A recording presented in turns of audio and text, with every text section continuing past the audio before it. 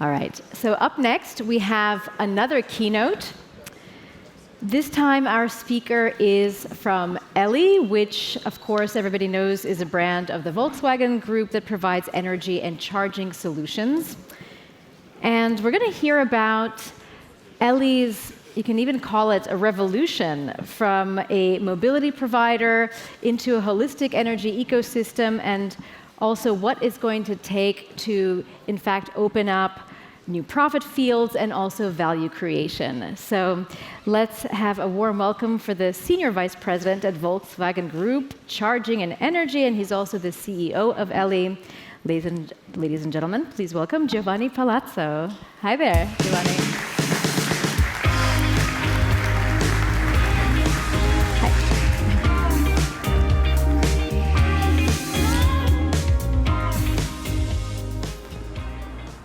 Can you guys hear me? I believe so, right? Okay, great. So thanks everyone also from my side of joining us and joining me and the Elli team today. I'm excited because indeed today it's my third time on this stage. And we were chatting with Christian before. I believe the first time was 2012 or 2013. And the reason why I believe this year it's even more fascinating, it's because we start talking about profitability.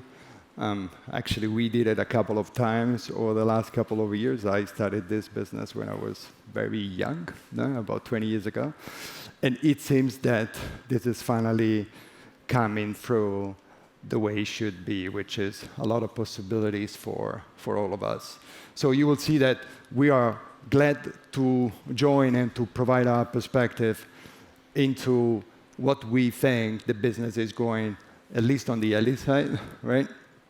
And of course, I want to thank not only you guys joining, but also all the people which are digitally connected here via actually the web. So briefly about who we are. Of course, you may know us a little bit. I want to flag that I believe that after Tesla, VW AG has the most comprehensive number of deployed assets in the field. If you talk about consider charging activities and charging and energy, let's say, overall.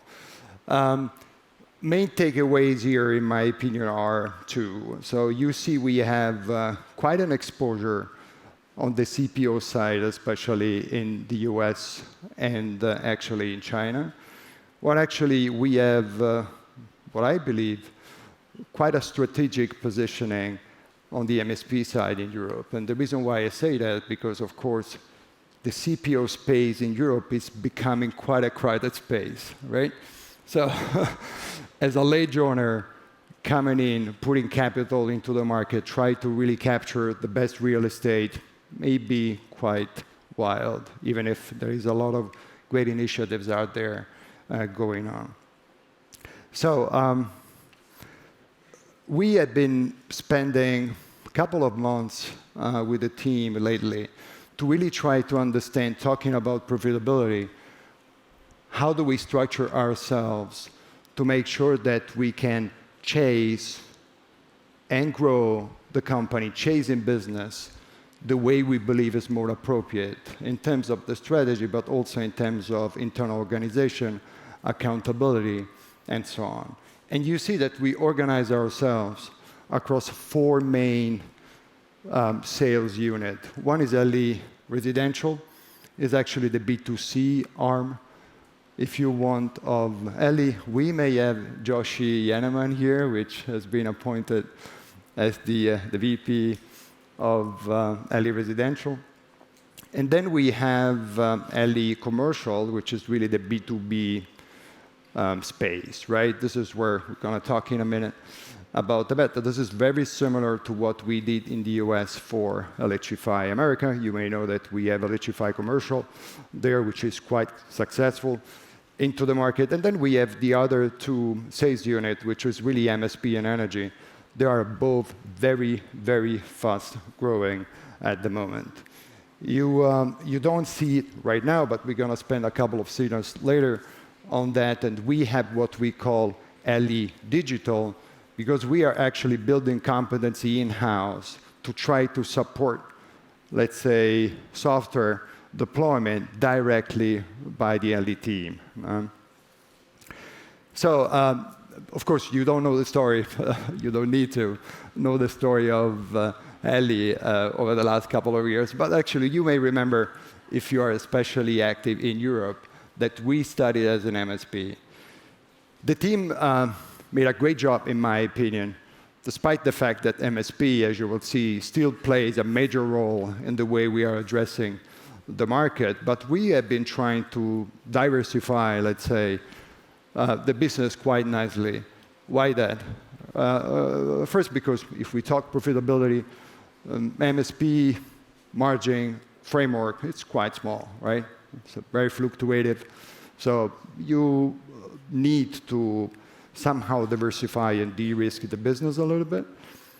And the other side, we want to have the ability to expand the company even beyond, let's say, a pure MSP space.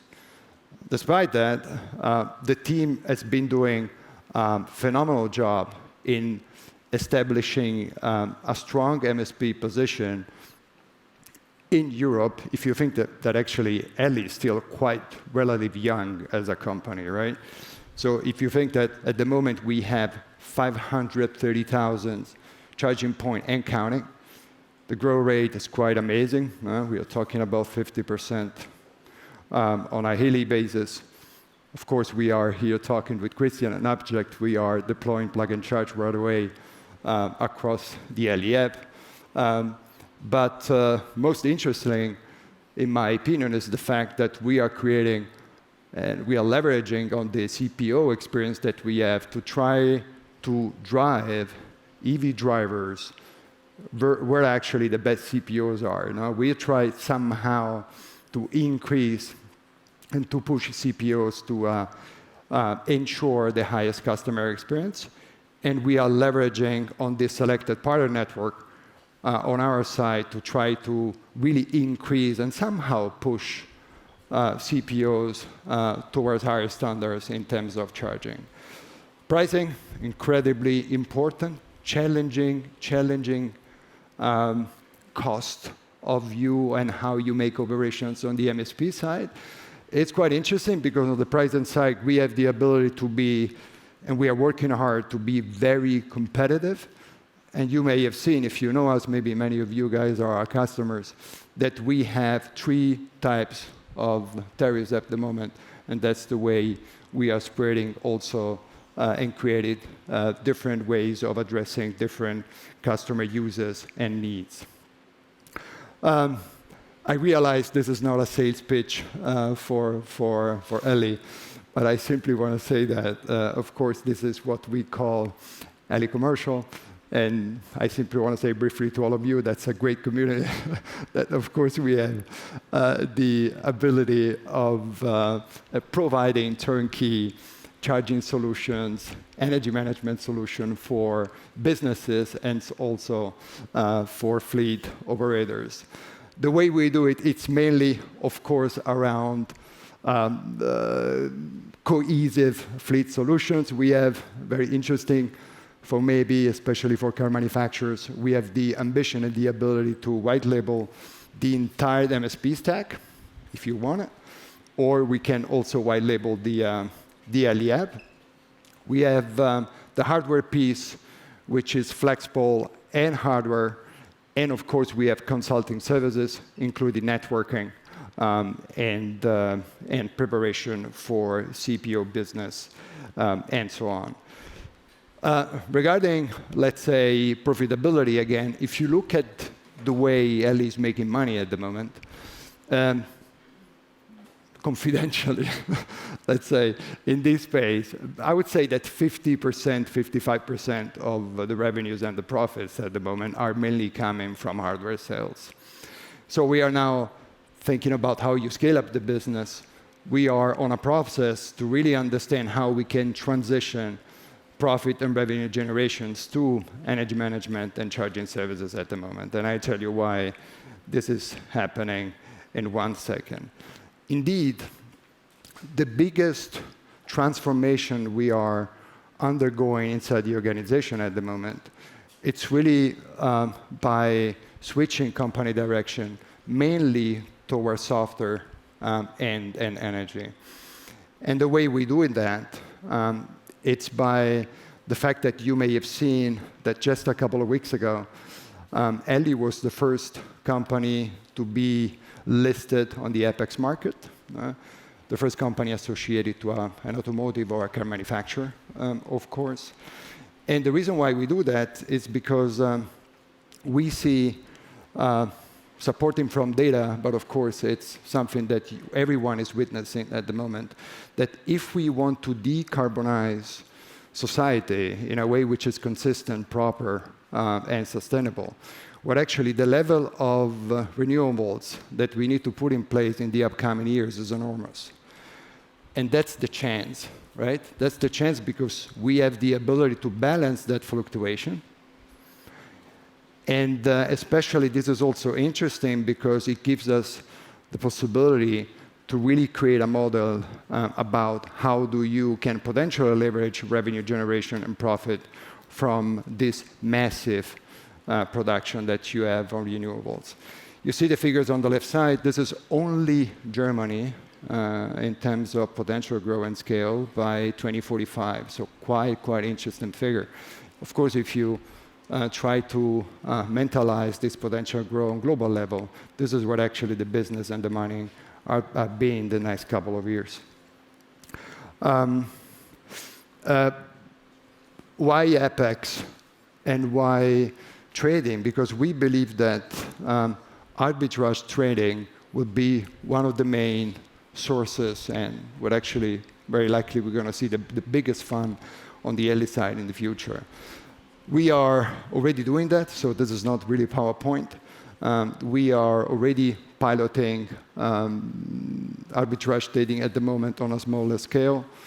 We have the ambition and the idea to scale this up starting this year and really deploying in 24 and 25 on a major pace.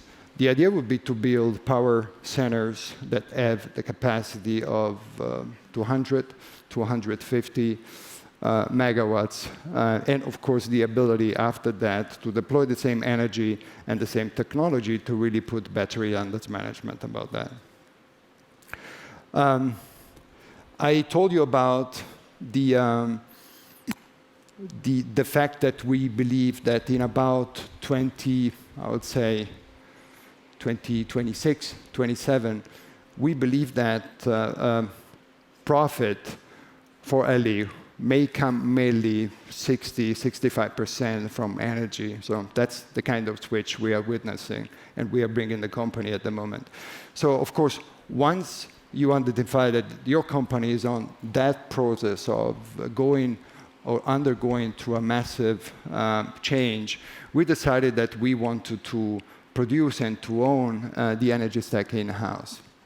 So we have been developing competence, intelligence in-house. We are actually investing in our people.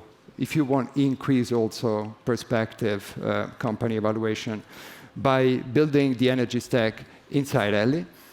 And the main 3 deliverables that we plan to have in place in the upcoming months are mainly on load management side, on short term. We believe that we have the ability to add load management applications at the very beginning, of course, to fleet operators and use cases. We have the ability to start adding charging services. You see the second point to our new Elli wallbox that we plan to launch together with a partner that is here at the ICNC in May last year. And this is also quite a change because at the moment we are simply, if you want, selling a wallbox. So the sophistication, the intelligence, or the way we are going to market is going to be much higher starting next year. And the last, again, is trading. We don't start having or building a trading platform 100% in-house. We don't need it, frankly, at the moment. But perspective-ish, I would say that's actually the plan. I want to leave you, that's my last page, and then we have a couple of questions, hopefully all together. And we have the ability to meet, but I want to really use the last page to say thanks to the Elli team for the fantastic embrace they gave me over the last couple of months, and also because it's a great team, a very talented team. Give you some figures. Average age is 35, which is quite interesting. 37 nationalities into the team, so those guys really speak, let's say, English, even when the CEO is not in the room, which is very nice. And I believe that's exactly what you need in place if you want to create impact, if you want to work on a mission, if you want to, potentially change people's life, which is what many of you guys are doing since many years. So we are all in the same space on that front. So we have a booth here outside. You may have seen we are just beside the bar. We have quite a nice program for today and a lot of contributions. So please free to meeting us and talking to you later. And thank you very much for following today. Thank you.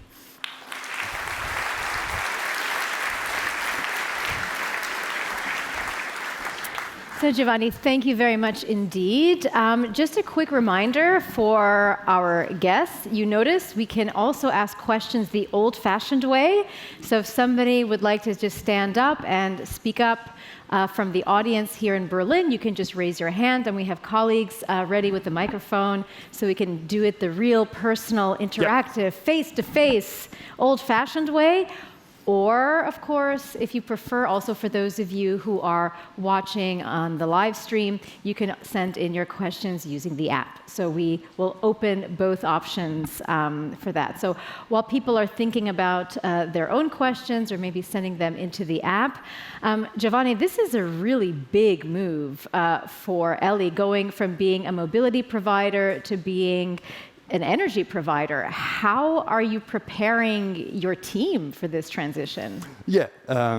So first, you talk about revolution before, right? I don't believe that we are making a revolution. No, it sounds like it is. But it's not properly, no, I would say, because at the end of the day, you already have a strong positioning on the MSP side that we love, no? And we want to keep. We are thinking about ways to even increase the footprint that we have on the MSP side.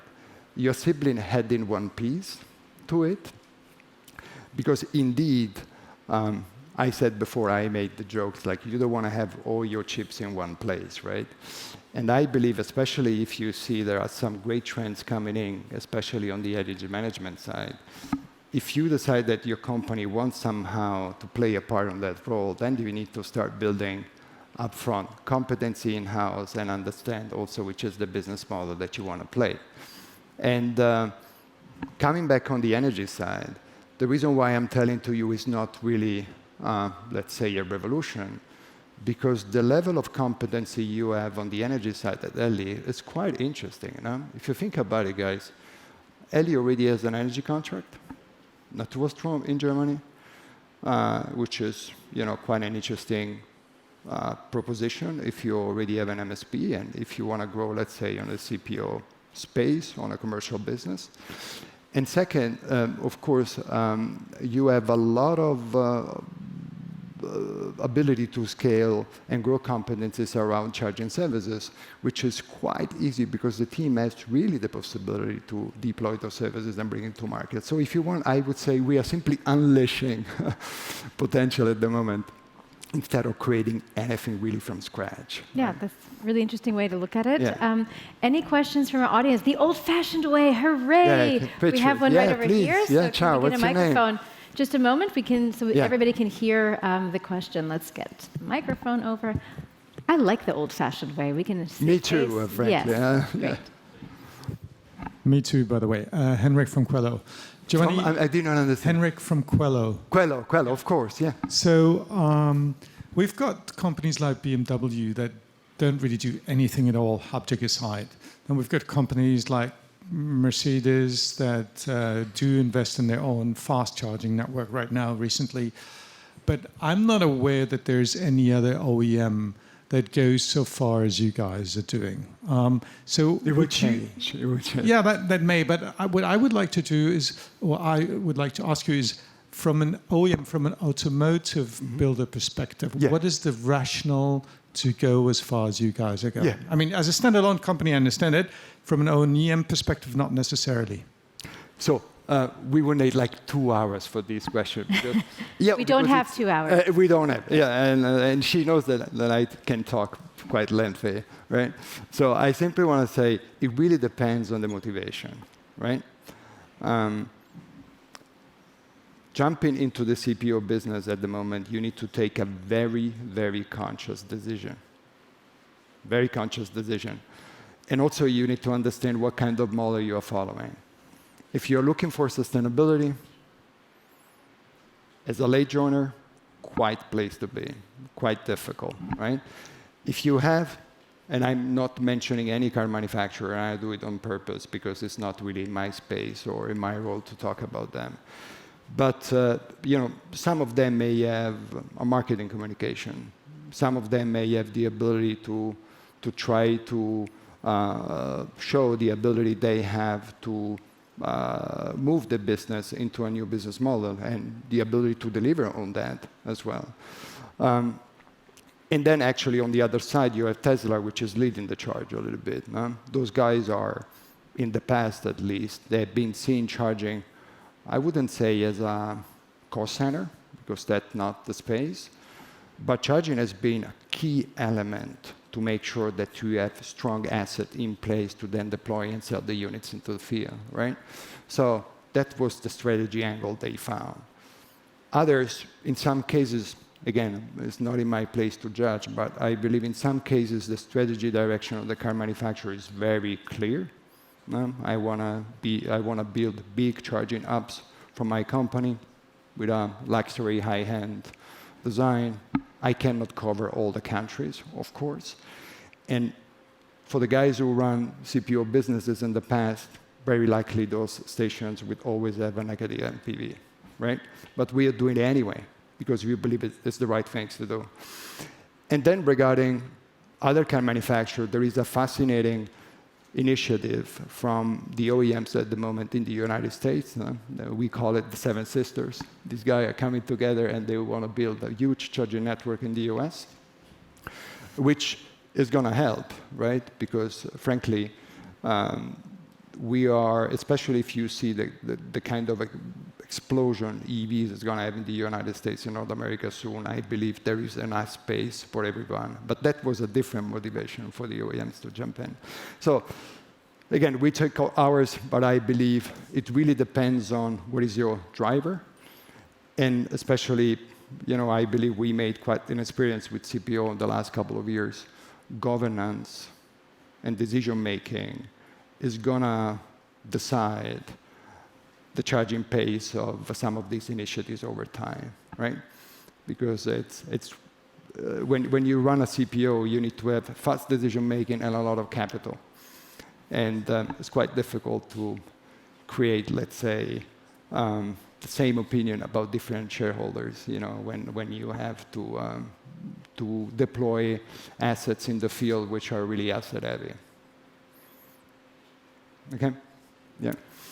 Okay, Giovanni, we have a couple of questions sent in via the app, so the not old-fashioned way, but we also have two here. So why don't we get to one, we'll go back and forth. So we'll get one question from the app, then we'll go back to our audience. Yeah, let's do it like that? Absolutely. Okay, so let's take a quick look.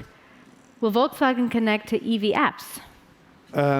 Who made the question? Because I need to understand a little bit better.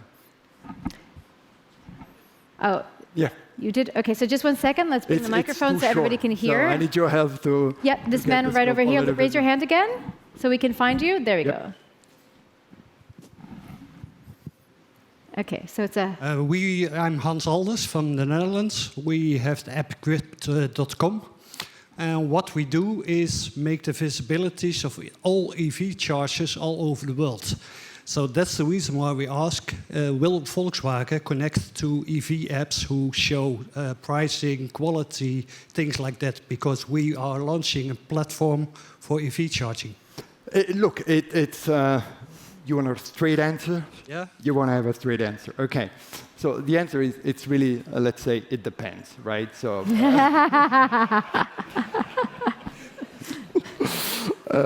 and what I mean, it's really, it depends on the scope of the app, what kind of market coverage do you have, what kind of use cases and services we want to offer.